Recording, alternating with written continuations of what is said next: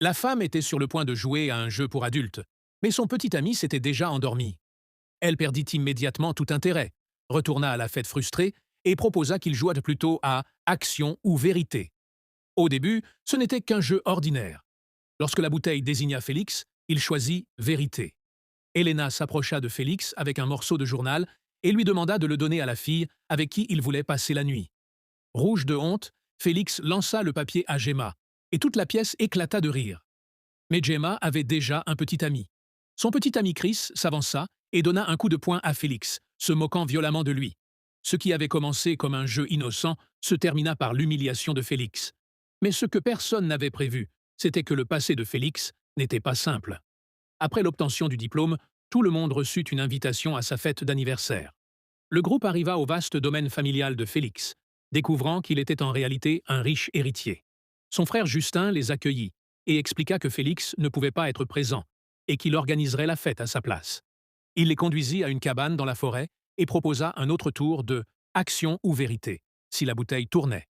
Soudain, Justin saisit la bouteille, la pointa vers lui-même et choisit vérité.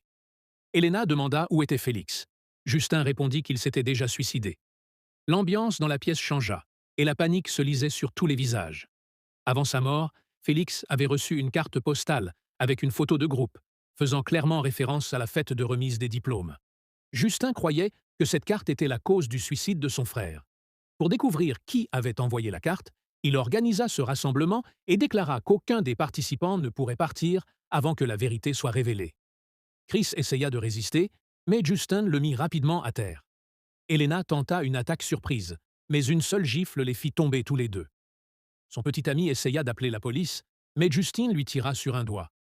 La timide Locke devint l'assistante contrainte de Justin, forcée d'attacher tout le monde pour que le jeu puisse continuer. La bouteille s'arrêta sur Gemma, qui choisit vérité. Justin lui demanda qui avait envoyé la carte postale. Gemma accusa Chris, car il avait frappé Félix à cette fête. Chris nia, et le groupe commença à se disputer, mais le jeu continua. Ensuite, ce fut le tour de Chris, qui choisit action. Une longue paille fut placée dans la bouche de Gemma, l'autre extrémité étant reliée à de l'eau ou à de l'acide sulfurique. Chris devait décider de son sort. Heureusement, il choisit l'eau et Gemma survécut. La bouteille tourna à nouveau et s'arrêta sur Justin, qui choisit vérité. Gemma demanda pourquoi ils étaient ciblés. Justin expliqua que sur la table de chevet de Félix se trouvait une photo de la fête, sur laquelle les visages avaient été barrés.